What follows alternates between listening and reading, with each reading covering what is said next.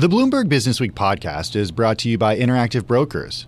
Interactive Brokers charges USD margin loan rates from 0.75% to 1.59%.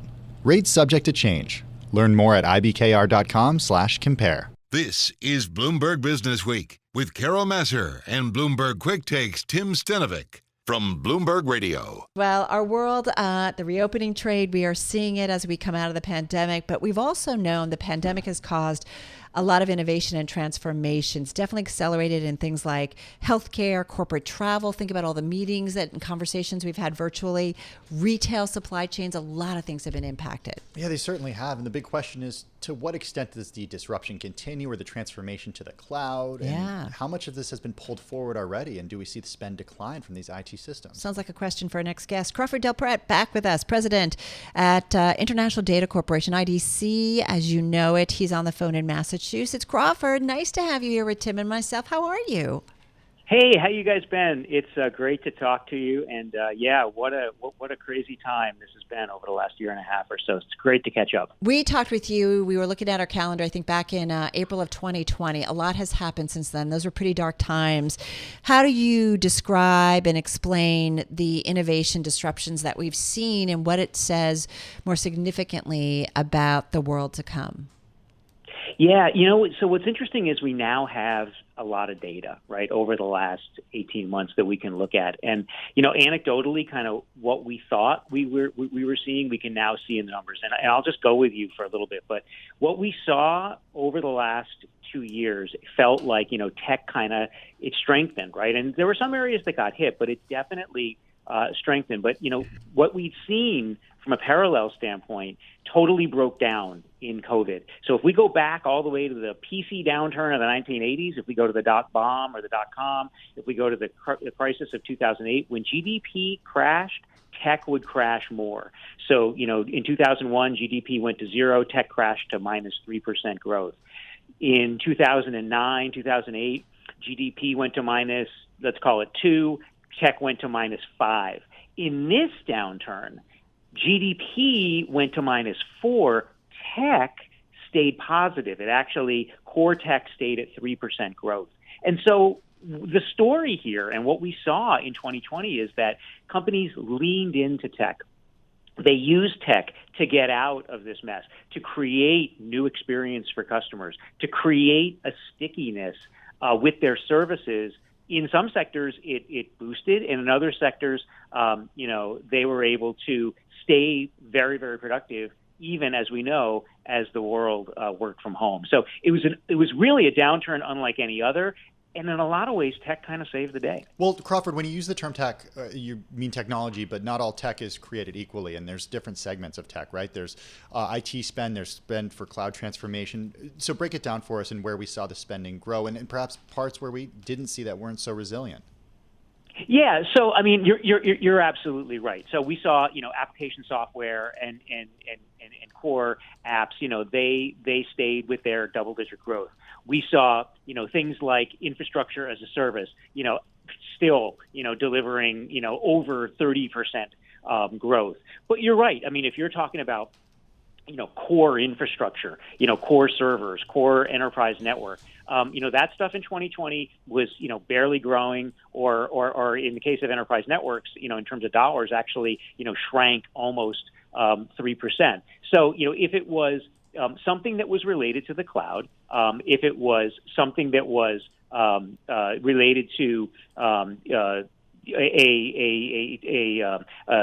app, you definitely saw a massive acceleration. But then in terms of tech, you also saw some kind of not intuitive things, right? It wasn't just, that we couldn't build PCs, which is the situation we are now.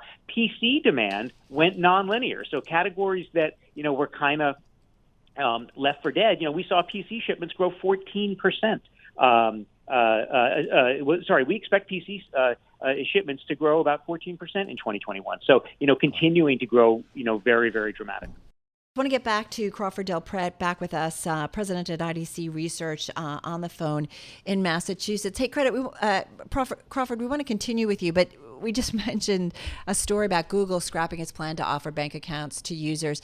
Big tech. I mean, are they at some point, do you think, going to be, are you seeing or having conversations with folks in the industry that eventually they will be much more involved when it comes to finance, when it comes to healthcare? Absolutely. This is going to play out over a number of years. And I think, what you're seeing with Google is right now, I mean, tactically, Apple was able to, and everything Apple does is about leveraging the power of, people talk about the numbers in their ecosystem. It's also the quality of the number in their ecosystem. You've got a spender with more disposable income in the Apple ecosystem, and Apple's able to do things like get this customer to use an Apple credit card, to aspire to an Apple credit card. They, frankly, just have more means. And even though Google's ecosystem is larger in terms of units, they don't drive as much value. They don't drive as much revenue out of that ecosystem. And I think that's kind of the rub that you're seeing right now. But over time, you will see healthcare companies and banks using more tech to create new experiences for customers, and that will involve tech companies that we all know. Does it present regulatory risk, though, Crawford, to these companies? I mean, the term big tech is sort of pejorative for Democrats and Republicans, and I wonder if they get into healthcare more so, if they get into banking more so, if that just puts a target on their back from regulators. Yeah, it does. Well, I mean, that's already happened, right? I mean, bigger target. So for a lot, for a lot of these companies, it would be a bigger target. I guess I believe that healthcare companies are healthcare companies and banks are banks, and I think Apple's figured that out, and that's why they have done the partnerships that they've done, and I think you'll see more of those kinds of partnerships going forward. I think these companies are going to be in a position of powering other companies to be stronger with their tech, as opposed to jumping in and entering these new sectors at this kind of breakneck speed. I think you're probably going to see that happening a lot slower. Them going it alone, if you will. Trade crypto for less coin on Interactive Brokers' professional grade platform. Why pay hidden spreads of 1 to 2% at other brokers? Commissions at Interactive Brokers are just 12 to 18 basis points with no hidden spreads, markups, or custody fees. Plus, you can trade stocks, options, futures, fiat currencies, bonds, and more from the same integrated platform. Learn more at ibkr.com/crypto. Hey, Crawford, I want to get back to something that you said earlier, which was the growth of the PC market. And we saw that a lot of that demand for PCs get pulled forward over the last 18 months as people were working from home and needed machines at their homes rather than at the office. And I'm wondering, because earlier this week, HP Inc., ticker HPQ, was downgraded to neutral from overweight at JP Morgan, the bank lowering its price target to $30. The bank saying that they see moderating tailwinds for the PC market. And I'm wondering if you're seeing those tailwinds moderate as well, if that demand has been pulled forward. Yeah, so there's a couple of factors going on here. There's a ton of demand that we just can't, the PC companies can't meet because of the semiconductor shortage. Yeah. But if you look at 2021, right, we expect to see the market grow about 14% this year in units. 31% of that growth happens in the first half, and about between 2 and 3% happens in the second half.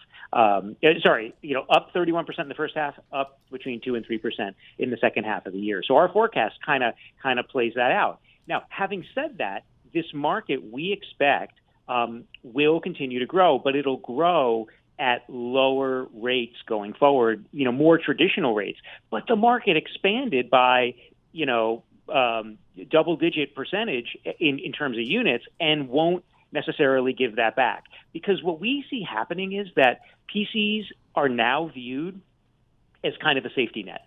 And something was happening with PCs. People are consuming more media on them. They're using them. They're enjoying the bigger screens.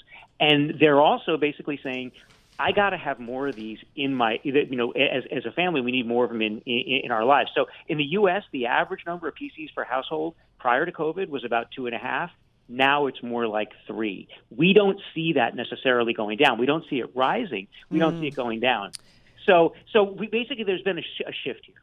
So just to rehash some headlines crossing the Bloomberg, and it does relate to our conversation, President Biden says that we're going to get this done. He's talking about the infrastructure legislation, completing his economic agenda. He says doesn't matter after meeting with Democratic lawmakers on the U.S. Capitol or at the U.S. Capitol. He says, quote, it doesn't matter when, it doesn't matter if it's 6 minutes, 6 days, or 6 weeks. He also says that a smaller bill can make historic investments. So I'm assuming he's talking about the softer infrastructure side of that. On the harder side, Crawford, what kind of analysis have you done that this potential infrastructure spending, which includes connecting more of America, high-speed internet access, which we have reported in here in Business Week about how many millions of Americans, 120 million. It's huge, don't have that access. What kind of analysis have you had? Because I think about our investment audience are saying, okay, so how do I maybe play this ultimately if this infrastructure bill goes through?